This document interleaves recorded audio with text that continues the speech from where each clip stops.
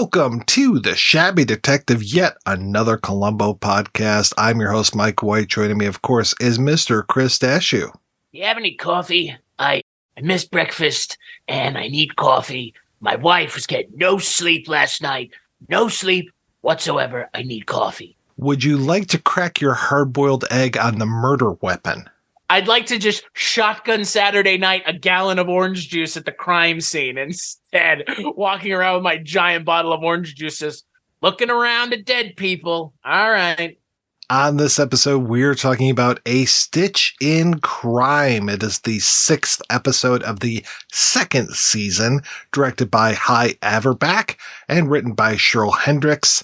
I think this is the only episode that Cheryl wrote, but my God, is it a banger? My goodness.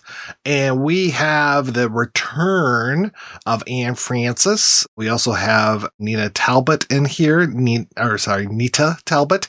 Nita, we both know her as coming from that amazing werewolf episode of Kolchak. Yes, amazing. She is horned up for anything in this episode, especially Lieutenant Columbo. But also, I am not Spock himself, Leonard Nimoy. Because the look on her face when Leonard Nimoy says, I don't want none of that ass, is sheer disappointment. Utter and sheer disappointment. Oh, yeah. Well, wouldn't you be disappointed if Leonard Nimoy turned you down? This is peak Leonard Nimoy. Before we get into the episode, this is 73. Go look at his Wikipedia photo. Go look at what you imagine Leonard Nimoy to look like if you're a person my age or your age. This is the Leonard Nimoy you imagine. This is like peak Leonard Nimoy. So I have watched this episode 4 times. That's how much I enjoyed it. I enjoyed this episode almost more than anything else we've watched. Yes, I'm a little biased because it has Leonard Nimoy, but he plays the kind of villain that this show deserves, which is a smug, arrogant piece of shit to his core, to the point where this episode, like so many of the good ones, does not wrap up until the final frame, which, like the best ones of these episodes, they are able to milk the How Ketchum for as long as possible. And this episode has a fake out ending too, on top of everything else. Well, yeah, this was, like I said, directed by Hy Averback, and the previous episode that he did was suitable for framing. So you talk about that last shot, that last moment. It's one of the best, folks. And yeah, this one, Stitch in Crime, probably up there with some of my favorite episodes. This one came out February 11th, 1973. Nice, tight 70 minutes. And this thing, I actually read the script. The script is, I would say, word for word of what we see in this. It was really, really nice to read, and just, I'm going to use that word tight again. It is such a tight story, and there's nothing in here. Like we've talked before about, like, oh yeah, and then they take this detour and they go down this area, and like, oh, here's this horn player, and they're trying to pin the murder on him. Yeah, there's a patsy in here. There's a fall guy, Jared Martin, in here, but it plays so perfectly into what Nimoy as Dr. Barry Mayfield, what he's doing. This whole thing just moves along like clockwork for me anyway. So I'm so glad to hear that you really enjoyed this one as well. I say Jared Martin not wearing a ugly woman mask and antagonizing his wife, unfortunately. Oddly enough, not expecting to see him immediately in something else, but here we are. After we just talked about him being Night Gallery, where he got to play 2 parts, right? That was the father-son episode? Yeah. And now he's playing just a drug addict. Former drug addict, I guess. It almost becomes a little much of a diversion. I get why Nimoy does what he does, why the character does what he does to kind of send them down that path. But Jared Martin just kind of shows up and disappears really quickly. They don't give him, I don't feel like they gave him enough time, so it almost feels like they could have left it out and just had it be like, this happened off screen and we don't need to meet the person who's then just going to die in the next scene. There's a history of patsies in these episodes. There's another one that's coming up, probably, I can't remember if it's next season or the one after, but it's the Dick Van Dyke episode, and there's a really good Patsy in that one as well. And there was almost, remember, I'm trying to remember which episode it is, but there was a tennis instructor who had been banging, I think it might have been the one with Culp, the original Culp one, Death Lends a Hand. And basically Columbo shows up and he's just like, I know you didn't do it. We're good. And it's pretty much the same thing here. Once he shows up and meets Jared Martin, he's just like, yeah, all right. And he just gets that little information about Jared Martin's character being left-handed. And that's the thing about this episode that I love so much, is that every time Nimoy thinks he's one step ahead, Columbo is right there at his heels like a little frickin' dog, barking at him going, nope, I figured that out. Nope, I can disprove that. Nope. Here's another thing.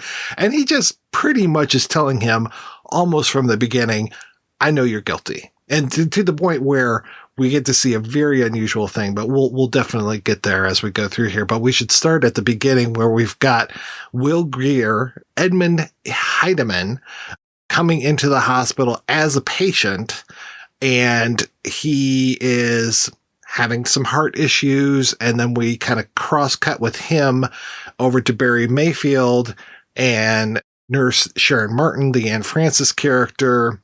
And this whole thing where she just does not like him at all, and he is doing nothing to dissuade her opinion because he is acting so sneaky. I think you underestimate his sneakiness.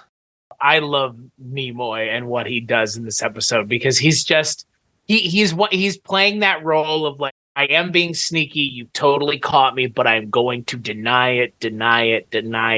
Even if it's staring you in the face, I'm going to deny it. And I mean, those kind of people infuriate you, obviously, as they infuriate anybody. But that kind of character is the perfect kind of villain for this kind of story, because what he is doing, it has to be sneaky, because he's the only one who can make it happen. Is essentially, in a lot of ways, the murder and this story, it's like, it's such an intricately laid together set of pieces that, like, Nimoy has to be a really talented heart surgeon who the nurse already hated him, and that already started fomenting this kind of distrust in her of him.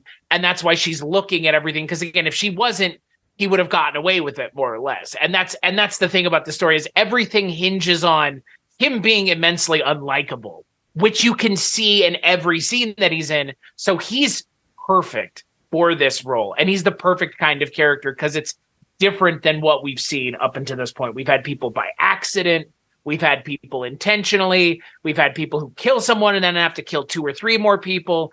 And this is Nimoy. He's like all in. He's almost the most all in that we've seen, because he's willing to murder 3 people, essentially. He goes as far as 2, and he almost gets a 3rd. And he almost gets away with it too. Right, if not for that meddling Columbo and his weird seasonal allergies / upset stomach / whatever is going on with him in this episode.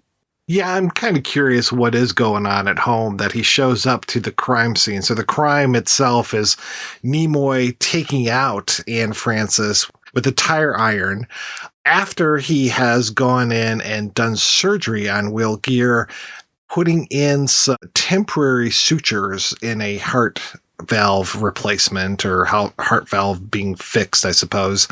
And she figures that something is wrong, and she's about to have an appointment the next day with the medical supply company, wants to show them the suture that was put in and basically undo all of Nimoy's work, because Nimoy's very upset. He's basically doing Devlin McGregor in this one. This is the beginning of The Fugitive, because he wants this drug that they're working with to get out onto the market so he can claim all this credit and hopefully gain riches and wealth and all of this kind of stuff.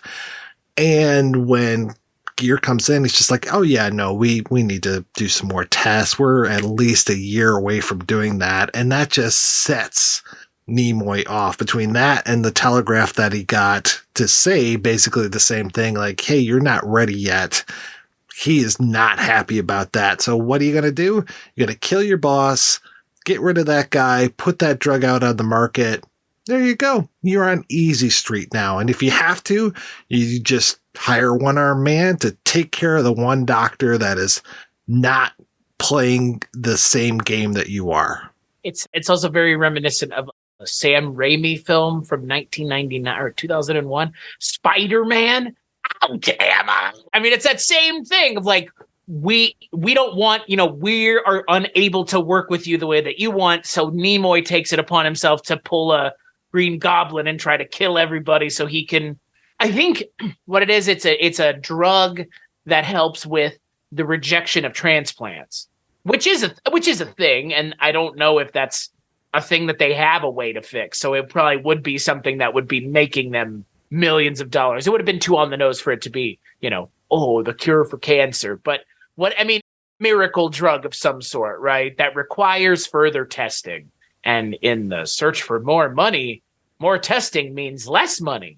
I mean, that's what these all come down to, right? It's always that same thing of like, if we wait a year, someone might beat us to it. It's like, all right, so fucking murder's on the table now. Like, I always love how that's the leap in all of these stories. It's like, and then I'm going to, like in The Fugitive, I'm going to pin your wife's murder on you so that you go to jail. Like, wouldn't it have been easier just to kill him? Like, that's why I love the simplicity of this. Like, Nimoy's just all in on the murder.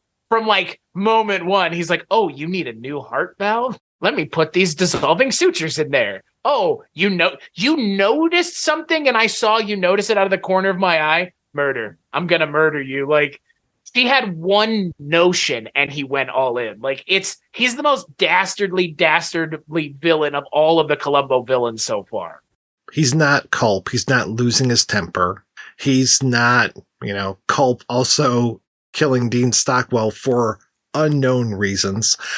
He is very quick to anger, but is very cold, very calculating, very logical, I would say. It's almost like he's been purged of emotions, almost as if he's gone through some sort of ritual. Pon farr, one might say. Well, was Pon farr is when he goes into heat, I think. Is it? Oh, is that what it is? Yeah, I'm trying to remember what the ritual was from Star Trek, the motion picture, that gets interrupted when V'ger comes into the solar system. V'ger. That's the one Star Trek movie I've never seen, so I couldn't answer that question for you. You mentioned some of the other villains that have shown up in the show. Leonard Nimoy's character, if put in the same situation that Roddy McDowall's character was in that episode, he would not have cracked. That's how cool of a customer Nimoy is in this episode, to the point where, like I was mentioning, like he sticks to his guns up until essentially the moment before the freeze frame. Think about, our last murderer, where it was Columbo just like, okay, I figure you dressed up like a man and you killed your husband and he's buried under this fountain. Yeah, you got me.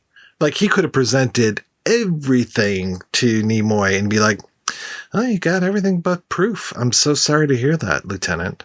And that's the thing that I think you were driving at before, where we see a out of character moment for Columbo. And it's because Nimoy's character drives him to it. He's just like, I am fucking done with your ass, man. Like, I'm done. And I think he was trying to see if that would cause him to crack, and it doesn't. No, he's completely unflappable. And it's very interesting because people in the literature pointed out that we've seen Columbo mad one other time so far, and that was in that very first episode, the one with Gene. Why am I blanking on his name? But the one where he was the psychiatrist. Yes, prescription murder. And that he gets really angry in that. He gets angry more at his secretary and kind of scares her in that one. That one, it seemed very much even more of a tactic. In this one, it seems, to your point, a little bit like a tactic, but I also think he genuinely is losing his shit a little bit, which is weird because Columbo is so unflappable. I wonder why that choice was made, since it's such a choice they don't make. Like, it's such an obvious choice that they're making to not have him get rattled, that it seems like there's a point to him being rattled in this episode, outside of just he's trying to get Nimoy to, again, crack himself, like, put the onus back on him. Even you mentioned that Nimoy thinks he's thinking ahead and Columbo keeps getting ahead of him. There is a moment where Nimoy is ahead by taking those drugs and stashing them in her apartment. A lesser detective would have stopped there. A lesser detective would have stopped there and he would have gotten away with it. And he, like you said, almost does. By the way, Kolinar is the Vulcan ritual to purge all emotion. This is Spock. This is a Spock adjacent role. Everybody yelling at their podcast right now. I want to let them calm down a little bit and just bask in the glory of Leonard Nimoy in this. Because he, like you said, once he decides on murder, he goes all in, all the chips in the middle, and he just keeps adding chips to it because it's just like, yeah, to your point, he plants these drugs. He goes right over to Nita Talbot is just like, hey, what was the name of that guy? I really want to help out with this murder case. What was it? Harry Alexander? Oh, yeah, okay. And then just sends her directly to Columbo, basically. I thought of something, Lieutenant. There was this guy, Harry Alexander. I love how Columbo's like, now, did you bring that up? Oh, no, you were talking with Dr. Mayfield? Oh, okay. All right. And like I said, every time Nimoy thinks that he's setting up a new barrier, Columbo just goes right through it and is completely right there with him. Nimoy may think that he's one step ahead, but I think he's like a half a step or maybe just an inch ahead. And Columbo is always there to be like, oh, yeah, no, we checked on that, sir. And no, that isn't the case. Yeah. Oh, yeah. You think that he shot himself up with that? Actually, he's left-handed, so he wouldn't put that needle in his right arm there. So I love that. Well, and it begs the question, if he had injected it in the right arm, would that have been enough? Because again, I think this is one of these episodes where Columbo walks in and he already knows. The moment Nimoy is fucking with that clock, for no reason, mind you, there's no reason Nimoy needs to be fucking with that clock. Well, that is interesting. I talked about how the script was exactly the same. That was one tiny little difference it was a pencil rolling off of his desk rather than him fucking with that clock. And that he turns around, sees the pencil rolling off his desk and reaches over and grabs it before it falls off. And that's what sets Columbo off, being like, you were able to do that. You should have been so distracted by the news of this woman being murdered, but you took the time to do that. But yeah, here's the same thing. Oh, you took the time to be updating your clock, to be winding that clock. Okay, that's very interesting. We mentioned before the whole thing with the egg and the crowbar, or tire iron. I fucking love that when he shows up to the crime scene and is just so wiped out and trying to his hard-boiled eggs. It's so good. So I have a question for you. If we put ourselves in the shoes of Columbo, is it more suspicious for you to walk in on someone and then be fixing a clock and then focusing on that? Or is it more suspicious for them to catch a pencil falling off the desk? Because I'm not sure either one are particularly suspicious in this setting. Because again, Columbo knows, I know, and you know that the narrative is telling us he knows in this moment because he's like, hey, isn't that weird that you were able to focus on that clock? But is that actually something that anyone would be like, you're fucking with that pencil off your desk while you were on the phone?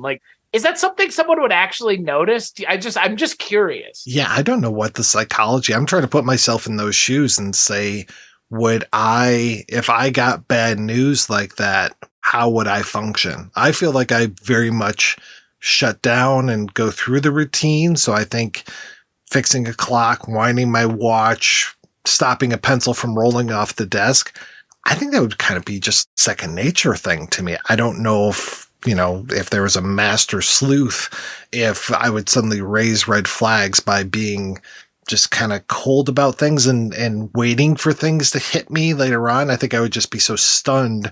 I would just try to pretend and go about things in a normal way. Columbo just makes such a big deal of it. He's like, well, you were able to focus on that and you didn't get tripped up by the news. It's like, okay, if we're going, like you said, the route of, well, when someone gets bad news, my expectation is they shut down immediately, then yeah, but sitting and running your hands through your hair, combing your hair, where does that line begin and end of this is a secondhand like just something you're doing second nature versus something where it's like, I'm focusing on it.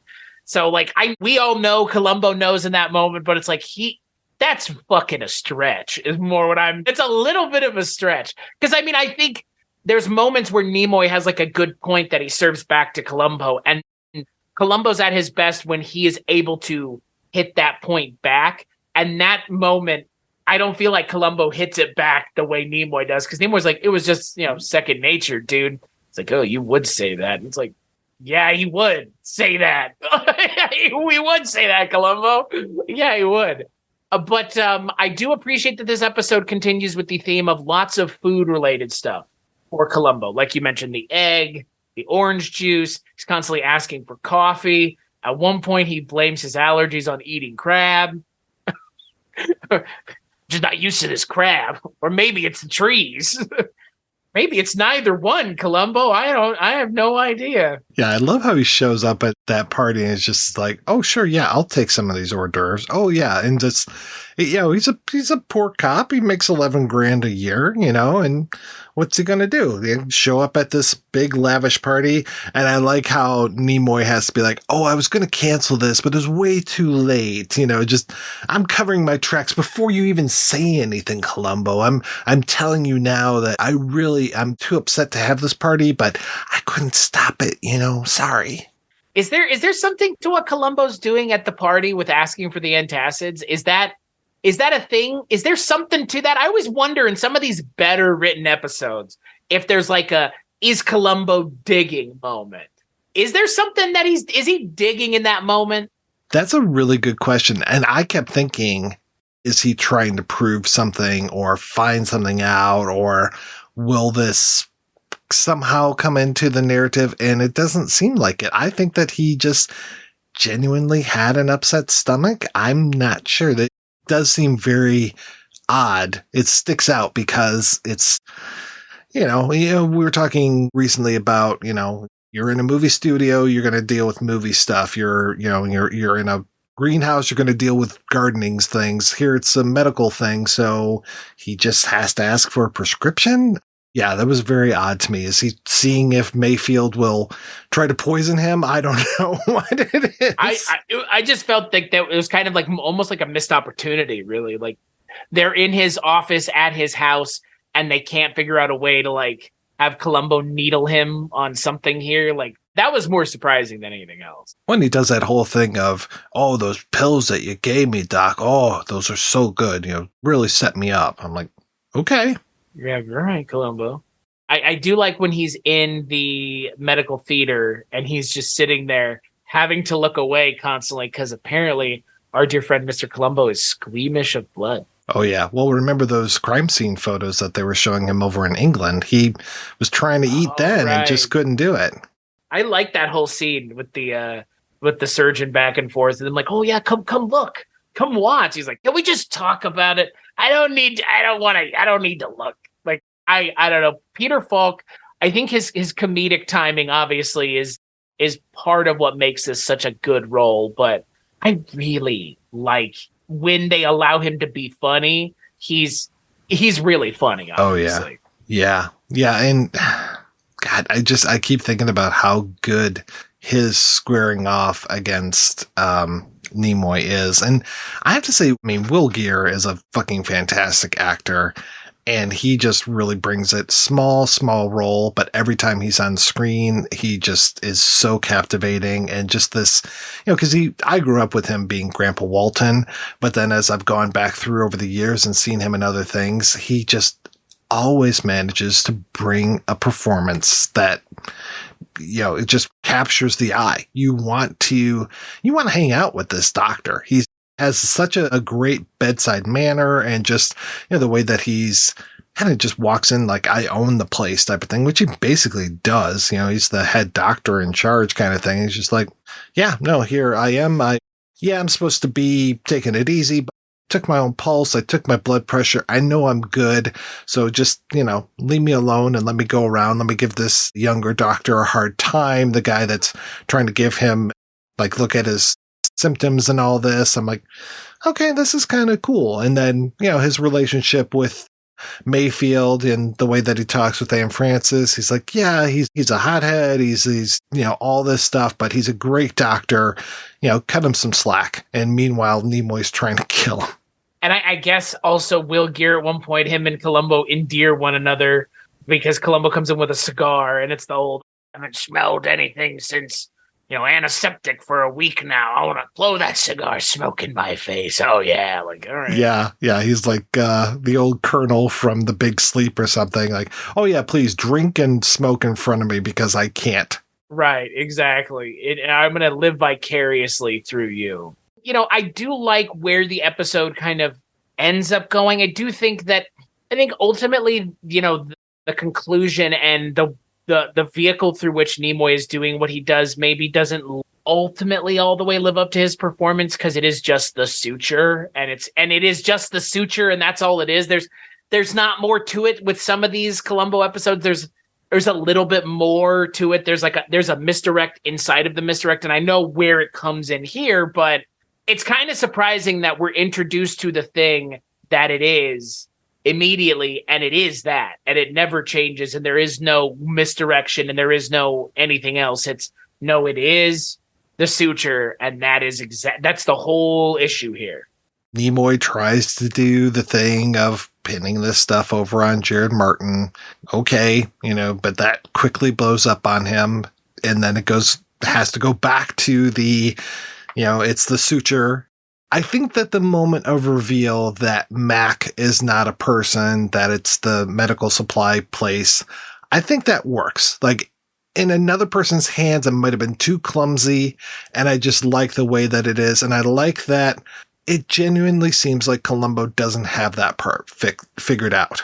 That is the moment that works, because I'm not saying that the ending doesn't work, but it's so kind of one note with what it is that there's not like a secondary twist outside of it's the medical supply store and I was calling them to figure out what's the deal with the suture that I've got here. And they never explain, I guess he dyed the suture?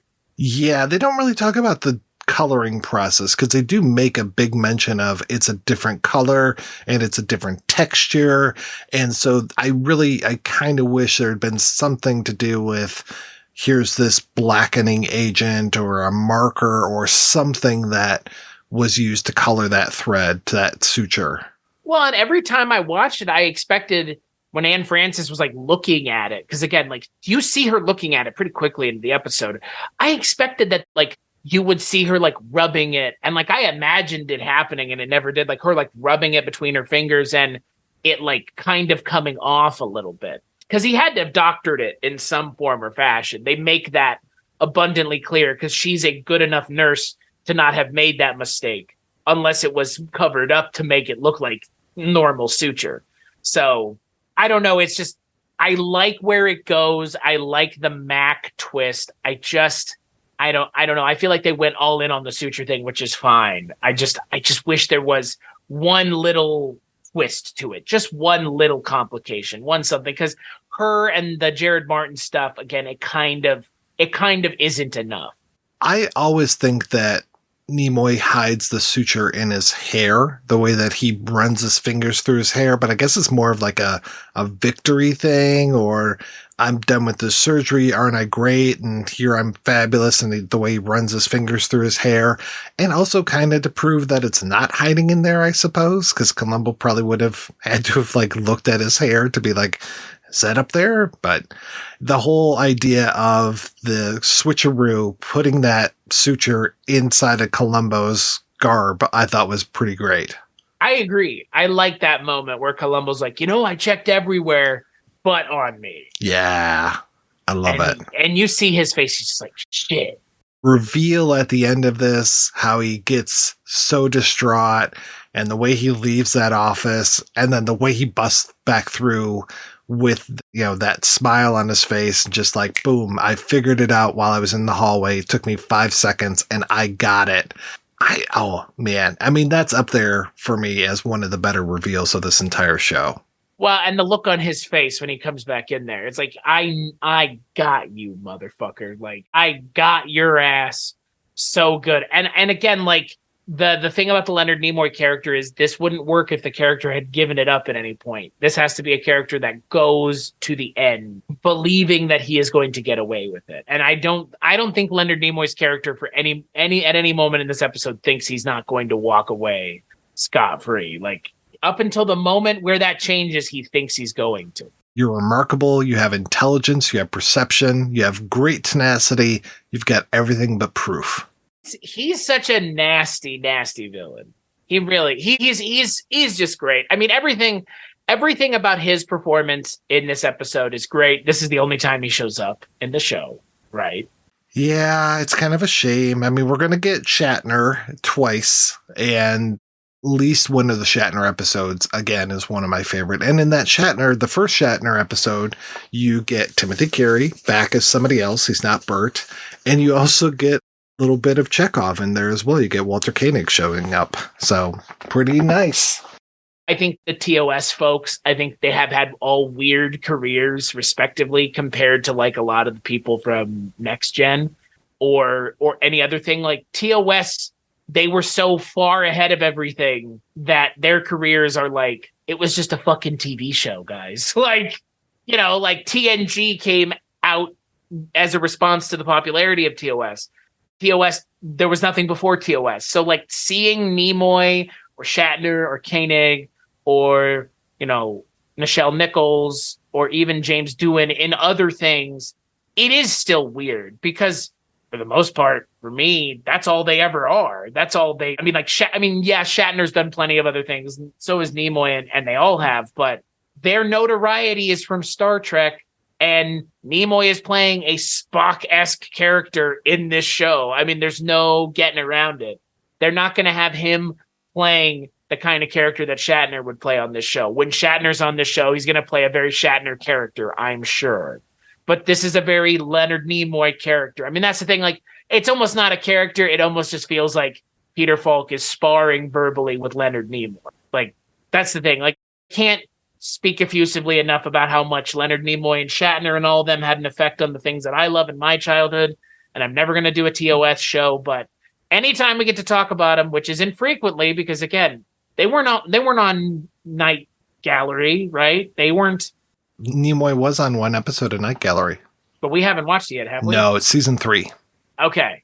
So it's not a matter of he's not on it. It's just we haven't seen it yet. But it's not like we're doing a TOS show. So I just love seeing Leonard Nimoy and stuff. I mean, he feels like the one who I haven't seen enough in things outside of Star Trek and The Ballad of Bilbo Baggins. Well, if you want some good things, he was in one with Henry Fonda called The Alpha Caper, which is available on YouTube to download. It was a TV movie. At this same time, 1972, this Columbo is 1973, had things gone differently, Nimoy would have been the star of his own TV show called Baffled, which was shot as a pilot and then didn't succeed as a pilot, so got released as a nice hour-and-a-half TV movie where he is a race car champion haunted by intense visions of an American woman in some kind of danger in an English mansion. So it's this kind of paranormal racing movie. So also very recommended. And also, I believe I got that one from YouTube. So great opening sequence, too, as if memory serves, or opening credits, I should say. I'm a Nimoy fan and a Shatner fan, but Nimoy, for me, just, I mean, the guy directed 3 Men and a Baby, folks. Come on. Like, never forget. Oh, and the other thing, I'm sure you've already seen this one, but his small but very powerful role in the 78 Invasion of the Body Snatchers. So good. Oh, yeah. What about other film? Didn't we cover one of his other films that he directed, Holy Matrimony? Yes, we did. That's so funny. I was just talking about that the other day when I was doing an episode on True Romance, and I was like, yes, let's not forget some of those other roles that Patricia Arquette was in. Holy Matrimony, featuring child Joseph Gordon-Levitt marrying an adult Patricia Arquette. That sounds like something you'd be interested in hearing our take on. You can find it at weirdingwaymedia.com. But Leonard Nimoy maybe should have passed on that. Maybe should have passed on that one. I'm actually shocked that he doesn't come back in Columbo. Yeah, he made such an impression in this one. I I would have liked to have had more. I also think the direction in this episode is fine. Nothing particularly out of the box. I mean, we had some of those kind of weird things early on in the show with the glasses and all the stuff where people were getting kind of funky with the cinematography. This one's pretty straightforward. There's a nice little scene where it kind of dissolves from Nimoy talking on the phone, and it's a VO of him talking, asking Nita Talbot to come out and walk on the beach with him, which sounds way more menacing than it ends up being. But there aren't a lot of like tricks or anything. This is a very workmanlike episode too, which not a bad thing. But sometimes these episodes, like, they really stand out. They have like a moment or two that really stands out. This one just pretty straightforward. No, I would say so. Yeah, there's not really any kind of, hey, we're going to show things in reflections of glasses or do any sort of crazy, shot from down below on the street and kind of zooming back up over somebody's shoulder inside of a building like Mr. Spielberg was doing. Yeah, it's very, very workmanlike. I mean, it is very similar to Suitable for Framing in that it's just, here's the story and that's it. There's not psychedelia going on. There's no real tricks. It's just a simple story well told. And again, I wish that Sherrill had written more for this show. He ended up writing, he was just an amazing television writer for years and years and worked on a bunch of stuff, but he only ended up with 34 credits. But, with writers, you can never tell how many things he actually worked on. Well, Jackson Gillis worked on this show so much, and so did Steve Bochco. So it's like, it's actually surprising that there aren't any more episodes written by Sherrill Hendricks. Because again, for the issues that I did have with this episode, this is one of the better ones. And again, I think most of the credit goes to Leonard Nimoy and Peter Falk sharing enough scenes, and also just Nimoy being a captivating villain. Like, he commands your attention when he's on screen. And Nimoy had that presence. Look, he is a weird looking guy, and he's a weird looking guy. Like, he's a character actor, but very rarely do character actors become as well known as Leonard Nimoy. But yet Spock is part of the cultural makeup of our society just as much as fucking Luke Skywalker is. In reality, like, and that's the thing. And that role is what it is because of Leonard Nimoy. So like, the quality of him as an actor cannot be overstated. Like, he's so good in this he's so good in this episode. The fact that he never had his own TV show is a shame, because they were back in the truck up to Shatner's house constantly and just giving him every, like, fuck, man, TJ Hooker, fucking everything. Like, he wasn't the best part of that show. He just wasn't, guys. Leonard Nimoy was way better than Shatner. Crucify me, please. He would do a great job in supporting roles, things like Fringe. Like, maybe one of these days we'll do a Fringe cast, though I'm sure somebody else has done that 12 times over, because it's a shame. He should have been out there solving crimes or doing something. Maybe even just murdering women or something. Like, every week, Leonard Nimoy picks a different woman to murder. He was such a captivating presence that I'm with you. Like, we say this from time to time, like, I'd watch that man read the phone book. Like, yeah, I would. Look, he was part of Mission Impossible. So, I think people tend to forget that was a TV show, that it had a fairly large cast of people, including Martin Landau and Peter Graves. But Leonard Nimoy's in there. He was part of that cast. For me, he was just freaking brilliant when he was doing the VOs for In Search Of. That show is something. And I was just quoting from that one because we did an episode on Murder by Decree, and that's all about Jack the Ripper. And so I just go right out to that In Search Of Jack the Ripper episode. I'm like, yeah, this is really fucking creepy, the way that they put these episodes, and then having his voice just kind of croaking over these things. He did a great job. What is it with Star Trek alumni and narrating shows that are about weird things? Because we have Nimoy, then we have Man Who Asks You Questions. Freaks, yeah. And then more contemporarily, we even have Shatner finally getting in on it with his own show that you can find. I think it's called like The Unexplained.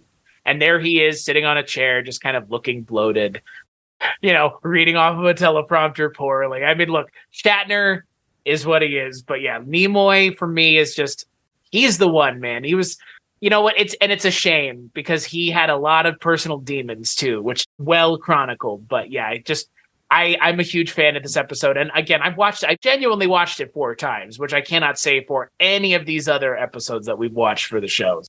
Good stuff. And next week, we're not getting Martin Landau, but we are going to be getting Lawrence Harvey in The Most Dangerous Match. Has nothing to do with football this time.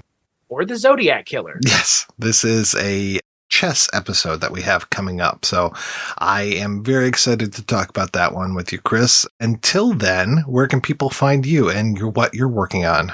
weirdingwaymedia.com is where you can find this show, my show, The Culture Cast, which we mentioned if you want to hear Mike and I talk about holy matrimony for whatever reason. If that is something that you are interested in doing, you can find that show and that episode over at weirdingwaymedia.com. What about you, Mike? Same thing, Chris. Everything that I do is available at weirdingwaymedia.com. So come on over, hear me talk about all these other movies over at the Projection Booth podcast. While you're there, check out some other things that we're working on. Check out the Barney Miller show that we do, The Life and Times of Captain Barney Miller. We mentioned the Night Gallery podcast that we do called Midnight Viewing. There's a lot of good things for you out there. We make a lot of content.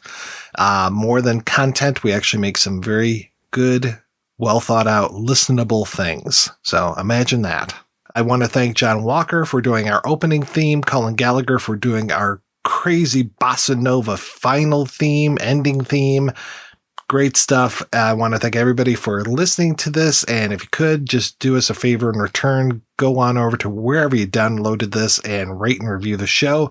Spread the word. Let people know that, hey, there's yet another Columbo podcast out there. As if 5 or 6 weren't enough, here's another couple of yahoos talking about stuff. But hopefully you're getting something fun out of this. I know I have a blast doing it.